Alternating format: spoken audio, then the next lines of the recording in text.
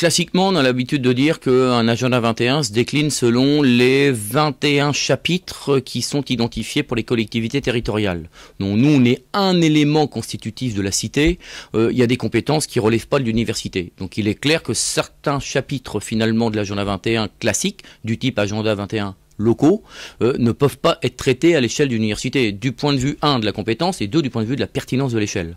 En revanche, certains chapitres sont résolument de la responsabilité de l'établissement sous plusieurs plans, à la fois jouant le rôle de l'exemplarité de l'État, puisque je le rappelle, on est établissement public, jouant le rôle qui est le nôtre de la formation des citoyens de demain, donc pourquoi pas associer ce que l'on appelle la formation de l'éco-citoyen, et je dirais la responsabilité propre même de l'administration qui consiste à faire des économies tout en faisant la promotion du développement durable. Donc l'orientation qui a été donnée ici en fonction de la priorité des actions qui ont été lancées, ça a été surtout comment peut-on raisonnablement troquer une jouissance immédiate contre un bien-être à long terme pour l'établissement.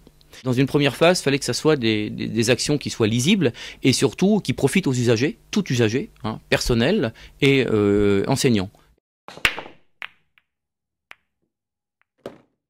Le bilan carbone, qui a prioritairement été lancé en collaboration avec l'Agence régionale de l'environnement Normandie, du fait du partenariat existant entre l'université et cette institution. Le plan local de déplacement, profitant cette fois-ci de l'opportunité de la loi de février 2007, il me semble, faisant la promotion du chèque transport, hein, pour résumer. Il y a eu par la suite tout ce qui a été amélioration du cadre de vie avec des modes de gestion plus responsables de nos espaces verts, la mise en place généralisée de la collecte sélective de tous les déchets de l'université.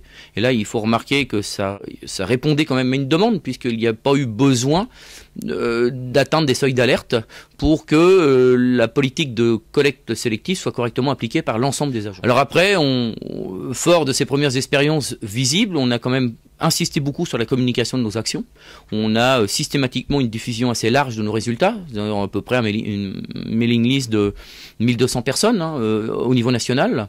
Derrière, on nous a demandé à intervenir, il y a eu des retours d'expérience, il y a eu des échanges d'expérience et on a continué à conforter notre programme d'action en allant maintenant jusqu'à s'inquiéter de la gestion des eaux pluviales avec, on l'a vu ce matin, l'installation de bassins filtrants, de nous pour l'acheminement des eaux pluviales, la prise en compte systématique dans tous nos marchés publics de critères liés à l'éco-responsabilité, à la responsabilité sociale des entreprises pour sélectionner nos prestataires, quels que soient les domaines d'intervention.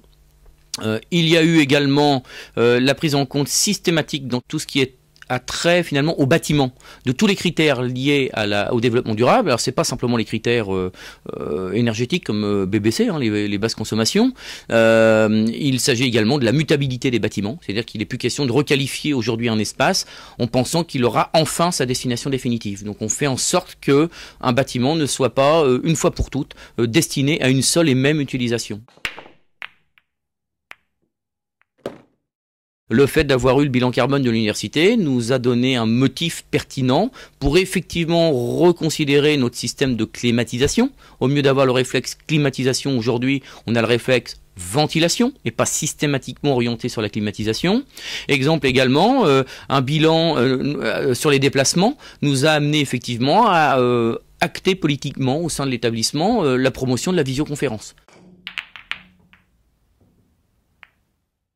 L'exemplarité de l'Université du Havre en la matière est peut-être ciblée sur la création très précoce d'un service handicap au sein de l'université, avant même que les textes de loi imposent la création de ce type de service. En plus d'un service, on en a fait une direction. Ce service-là est composé aujourd'hui sur ressources propres de l'université, c'est suffisamment rare pour être souligné, est composé d'un directeur en titre permanent, de 2 auxiliaires de vie et effectivement d'un secrétariat dans des locaux neufs qui viennent il y a quelques semaines d'être livrés. Au niveau de la solidarité, on travaille énormément également du point de vue de la coopération internationale, mais également, quand je parle de coopération internationale, concernant à tout ce qui est accueil des étudiants, et pas seulement étrangers, qui présentent des critères de détresse. Il y a énormément, compte tenu du contexte actuel, d'étudiants en situation de détresse, et notre coopération et notre solidarité locale s'orientent sur la structuration et la reconnaissance et le développement de fonds également, qui vont à destination de ces individus-là, sans pour autant que ça soit assimilé à de l'assistanat. Il s'agit bien de mesures d'accompagnement pour aider les gens à s'en sortir, et pas des mesures, je dirais, de prise en charge.